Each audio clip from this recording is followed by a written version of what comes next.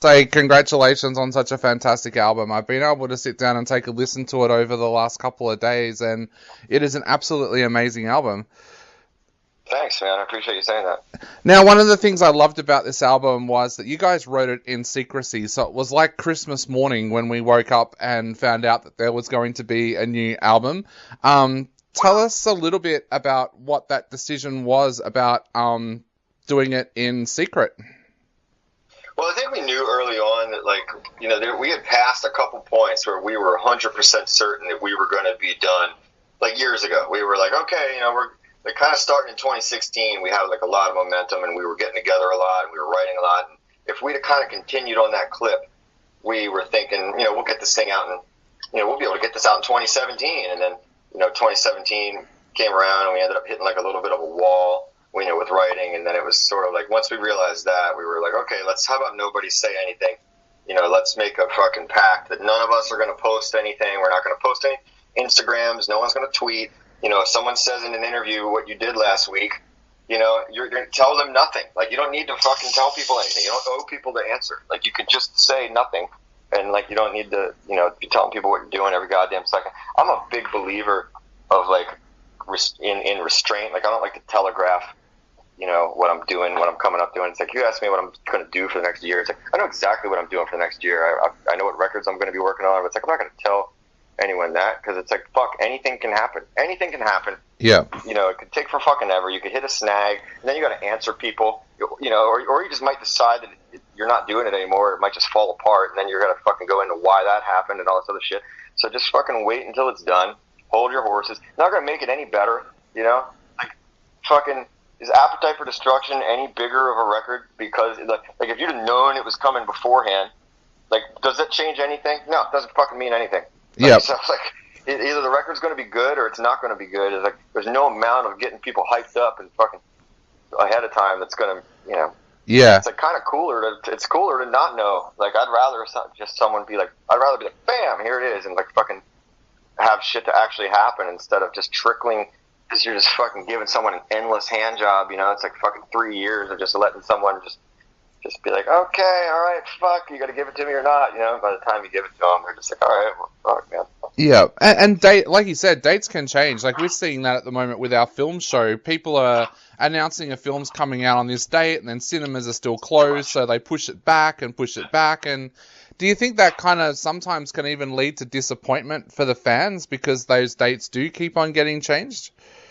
Well, yeah, I think it's not exciting, and then it's a letdown. If you can point to something that you're absolutely, definitely going to deliver, then I feel like announce it. Like all the way until the end of this record, things took longer than we thought. So even when we were done, it's like we finished recording the music in May of 2019.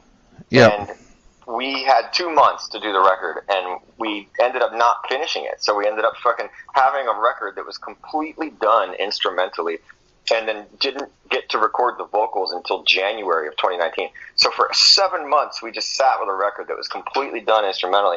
And if we'd have announced ahead of time that, like, oh, we're going into the studio and we're going to be done, and then we set a release date for, like, September or something, we would have just had to come back and be like, oh, actually, sorry, guys, we didn't finish. So now it's like, now how long is it going to take? It's just like, fuck, dude, just wait until it's done and it's fully done and you've got everything, you've got the artwork and everything, and then make your plan. Like, what's the rush?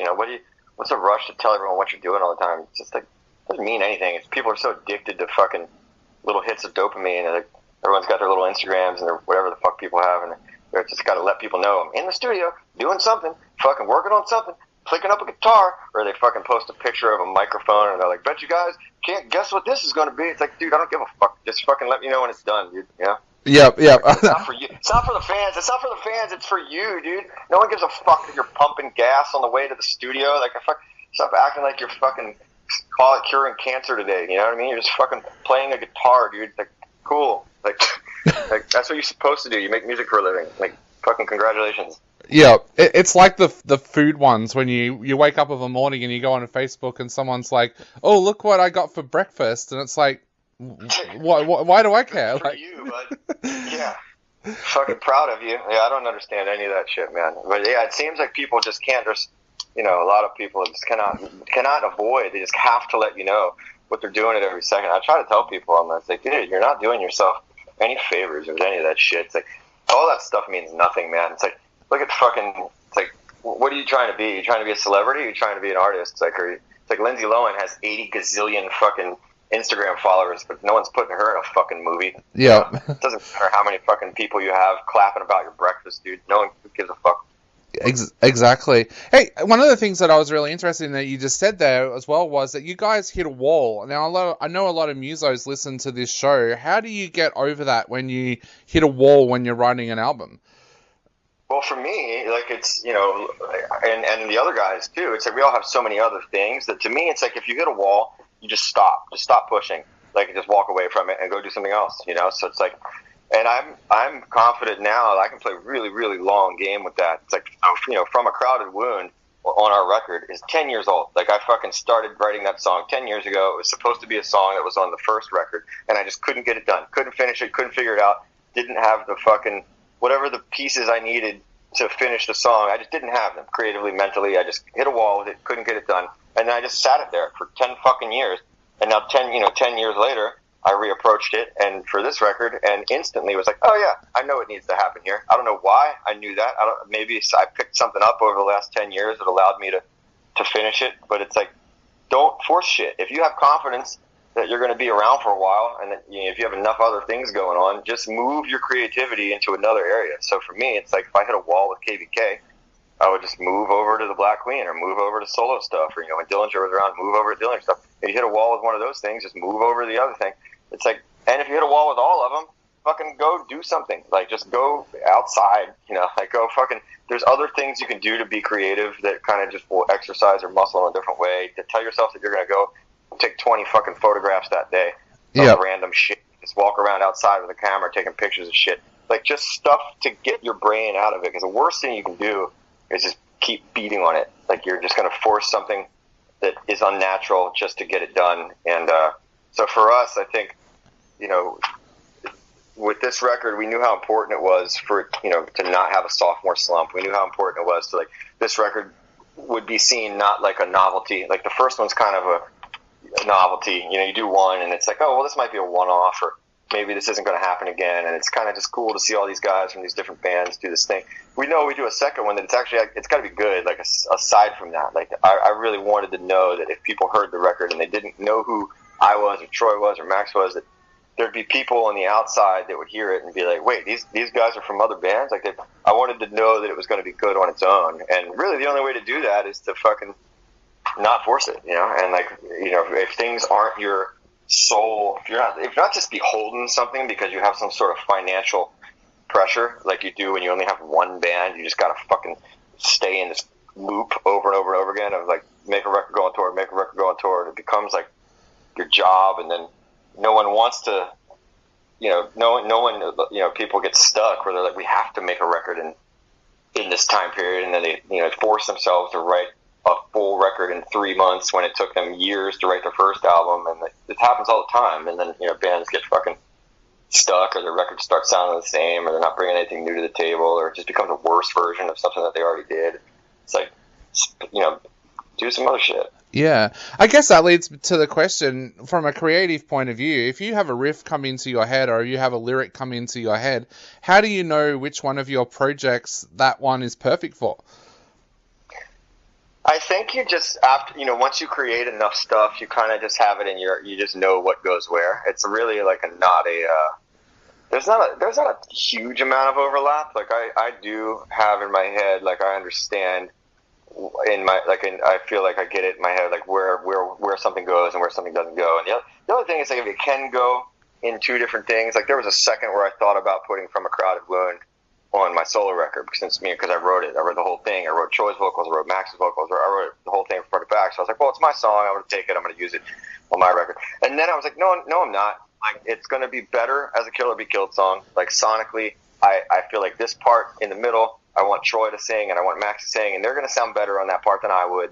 And like, it just, I feel like you put the thing in the thing that's going to be the best home to the idea. Like, don't try to shoehorn something into to something that there would be something else that would be a better fit for. You know, try to get your ego out of the way and just be like, which one of these things is going to be the best vehicle for my idea? Not just to hit the most people, but what is going to make it the best, and where is it going to make the most sense, and where is it going to play nicely with the things that are around it the best. And it becomes easier the more stuff you have. Honestly, the more stuff you have, the more you're less. You don't have to try to shoehorn everything into one thing, or you don't get frustrated that you've got all these ideas that don't fit in the one band that you're in. And now I'm at a point where I've got enough stuff going on that there's pretty much nothing I can think of that I can't use. And if there is, it's like, fuck, I got friends that I could do other collaborations with if I really wanted to. Yeah. Now the world is such a messed up place at the moment. What kind of things were inspiring you when you sat down to work on this album? Like, because there's so much stuff in this world at the moment that I know are inspiring creative people. So what was inspiring you?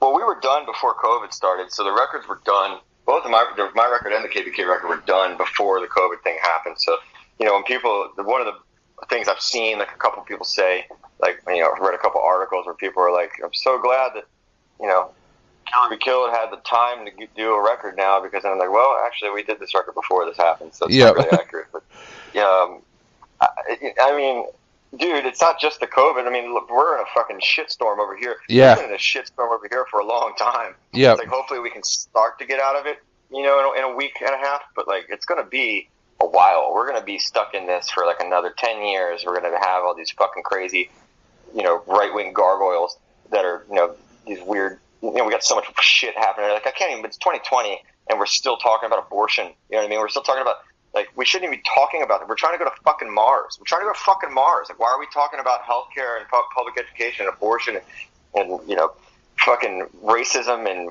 white nationalism? Why are these things even being talked about? It's 20, dude. You know? It's like I'm talking to you through the fucking air, and you're in Australia, and we're fucking finding water on the moon, and, like, we're talking about these things that we should have had fucking dealt with, like, 80 years ago. So it's like, that's extremely frustrating, and, like, it definitely allows for, more of a, it gives you some inspiration, not lyrically, but it just gives me some energy to play heavy music and to play aggressive music. You can't just sit around and feel like everything's fine all the time. You sit around and think everything's fine, you just make pleasant music. But, I mean, I feel like you get up and you get easy to get fired. If you give a fuck about, humanity, it's pretty easy on a daily basis here to get irritated. Yeah. To be annoyed, and it's like fucking just the other day, we just, it's fucking every day, man. It's happening over there too. There's crazy fucking, right-wing bullshit happening all over the world right now. All kinds of weird, crazy nationalist, fascist tendencies are kind of springing up out of the woodwork, and it's like, fuck, man. I mean, it's like, it gives you plenty of fuel. Yeah. Yeah. It fucking doesn't, if anytime I've thought I was ever done with being, aggressive, or I was ever done being, it's like, how can you be? Because every fucking second you turn around, there's something happening in the world that, like I said, even if you don't write about that topically, it gets you enough fuel to fucking pick up a guitar or to scream at people or do something where you have to get this out of you, because it's so frustrating just to fucking be alive in the world. Yeah. Like, how else can you feel it? Oh, look, it's been so frustrating here, and, like, I think the pandemic has masked a lot of that stuff, because our last federal election that we had, the far-right party that we have here in Australia won more seats at that election than they'd ever won before, and then, the pandemic hit, and everyone's talking about that, no one's talking about this party anymore, so, it's such a weird spot even being here in Australia at the moment as well. Well, they want that too. They're so insidious with it that they want you to not fucking pay attention, and they want that. It's like, this is the whole situation that we're in is because people stop paying attention and they start just, it's like a little by little thing. It's not like one thing. It's like little by little. You just fucking normalize things you should never normalize, and you normalize one of them, you normalize another one, and you normalize a third one, and before you know it, you've got fucking, you're where we are right now, and people are like, oh, how did we end up here? And it's like, well, because for the last 40 years, you've just been letting shit slide little by little by little by little. And then, the ultimate letting shit slide is like, you got Obama in office, and like, everyone's like, oh, this is pretty cool. We've got a black guy president. We've got, weeds legal almost everywhere. Gay people can get married. It's going pretty good. No, it's not, dude. These demonoids they will just keep coming Yep. You know what I mean? They'll just keep fucking coming. It's like orcs. They'll just keep fucking coming. You just got to keep mowing them down. Like, they're going to keep trying over and over and over and over again until you fucking, this sentiment, this just needs to be eradicated. We just need to get to the point where we're eradicating the ideologies at an early age that these people are fucking, and I really hope that this fucking COVID thing is some sort of cultural dividing line, that this is like enough, especially Generation Z, like, I feel like enough people are starting to wake up to the reality of how fucking fragile society is, how fragile human rights are, and how fragile, human, existence is. And it's like, to not tolerate this shit, man. Like, I can't, like, because we're truly over here, especially, we are fucking really at the brink of, like, the fucking Republican Party might as well be the Confederacy at this point. Like, it's just at a point where it's like, I can't even believe that we're talking about the things that we're talking about on a daily basis. And that not everybody in the country is, like, how can everybody not be disgusted? Like, who are the people at this point that can still be endorsing that side? Like, I don't even understand it. I don't even understand the mentality. It's just got to be sports team mentality where they're not even thinking, because it's so unconscionable. Some of the things that they're fucking, the right leans on, that I'm like, I don't even understand how people like this still exist. It's fucking crazy. I can't believe that we're in 2020 and we're seeing news stories here in Australia every night talking about the fact that people are predicting that America might be in civil war by the end of the year. Like, I just can't believe that. That just completely shocks me. Yeah, I saw a graph the other day, like some scientist or something made like a graph that was showing like it was like some sort of like metrics that he was using to fucking predict mass societal violence. And basically the graph hasn't been as high as it is right now since right before the Civil War. And like, it's kind of nuts. It's just like, I just think about, like, if you went back in time to like the 60s and you showed like all the civil rights leaders and you showed, everybody that was around back then, you showed them a crystal ball of what we were going to be dealing with in 2020, they would be like, what the fuck is the point? Like, what's the point of everything that we're doing? 60 years from now, it's like if you went back and showed, post-Nazi Germany, if you fucking took a crystal ball and fucking showed people, all this fucking, that we'd be talking about Nazis and fascism and fucking, right-wing totalitarian insanity. Like, if you showed that to people, they'd be like, what are we even doing? What's the fucking point? Like, it's crazy, man. Like, it's crazy. I think technology has a lot to do with it. I think people have gotten so blinded by how fast technology has advanced in the last, 40 years, that they've just been so distracted by, this illusion of progress, because you're like, oh, we're progressing. Like, we've got fucking smartphones and the internet's getting faster and we've got fucking CGI and all this other shit, it just keeps, you're just like this illusion that you're moving into the future, but we're fucking regressing. Like, we're only moving into the future technologically, we're regressing fucking socially, It's like, hopefully, younger people will fucking wake up in time, because we don't have that much time left, man. We're on the brink, on a lot of ways that, like, we don't have a whole lot of time. It sounds crazy, but we really don't. I'm all fired up. But it's happening like a week and a half from now, so it's on everyone's fucking mind all the time, Yeah.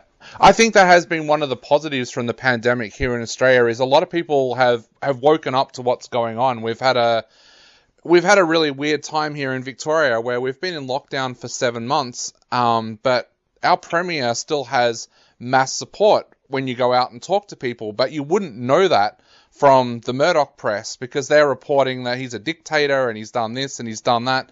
But people are starting to wake up to that, and we're actually looking now like they're going to have a big inquiry in Australia into Murdoch, because they can't fathom how you can go out and do polls on the street and find out that our Premier has 73% support, but Murdoch makes it sound like he's about to get turfed at the next election because he's a dictator. Right. So I think people have woken up during this time.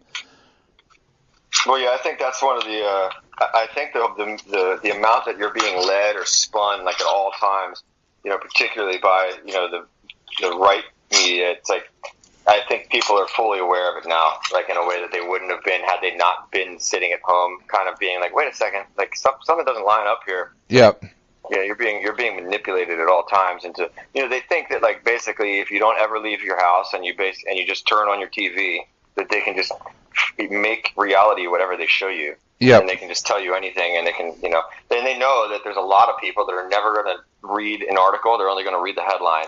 So they make sure that the headline is whatever they want you to believe, and then people just parrot those headlines, and it's like, wait a second, like, none of this is true, Yeah. Like, I fucking, and that's really kind of what's, the main thing here. It's like, hopefully enough people that, it's like even people that were in like the left side of the Republican Party are all starting to defect now, because it's like, how can you, it's a fucking house of cards, man. Like, you look at the shit that's coming out of that side, and you're like, I can't get behind this unless I'm a monster. Yeah. Like, how much of a monstrosity am I? Like, how much further, like, this shit is so purely, they're just lying nonstop, and they're lying to the people that keep voting for them too. It's like, that's obviously what happens over and over again, is that they just trick these people into thinking that they're on their team, lie to them over and over and over again. It's like Stockholm syndrome. They're just abusing the people that are voting for them and laughing in their fucking face over and over. And because those people are going to go out and be these loud mouthpieces for their abusers. Yep. It's just fucking insanity. Yep, exactly. And I guess to wrap things up a little bit, the relationship between KBK and Australia, it strengthens so much during your Soundwave shows here. Tell us a little bit about how you guys feel about that close relationship with Australia. It's kind of crazy because it's not a secret that I really like Australia anyway. Like, I've spent a lot of time down there. It's probably, if I had to fuck off to one place, like, and it wasn't, I didn't live here, I would definitely pick there. Yeah. And so for me, I've always liked it there anyway. But yeah, the Australia thing, I had no idea that was going to happen. We had no idea when we went down there, and those shows were so explosive, and they were our first shows, so it was special going into it. But then when we, how well received it was, like, it almost feels like if we had to pick a hometown, like, I would probably be like, Australia's like our hometown, because we don't all live in the same place anyway.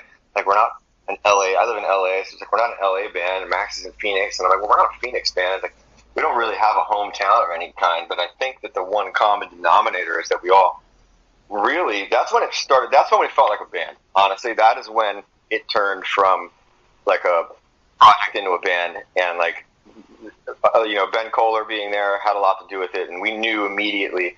Like, we asked Ben the second those shows were over. We asked him backstage. I can't remember what city we were in, but we were outside, and we asked him outside after those shows, do you want to join? And like, we asked him, like, pretty much, right away after whatever the last Soundwave show was, whether he wanted to be in a band or not. So that's kind of when it really became a band anyway. Yeah. And it wasn't just something one-off. And yeah, I know it's a special place for us, and I'm always fucking eager to get back there in anything that I do. But I know that that's something that we all talked about before all this shit went down. Like, that was, probably going to be, that was the thing that we were the most excited about. It was like, let's get this out, and then we're going to, we had plans to play shows everywhere, but I think we were always meaning to prioritize Australia just out of like kind of like the payback for how awesome we were treated the first time. But it'll happen. We'll fucking get to the other side of this thing, hopefully. It definitely will, mate. Well, it's been an absolute honor chatting to you. I could chat to you all day, but I know you've probably got things to go on to. So, but it has been an absolute honor, and we hope that we do get to see you guys back in Australia very, very soon. Absolutely, brother. Well, good talking to you too, and take it easy, man. You too, mate. Stay safe, and we'll see you soon. All right, later. All right, bye.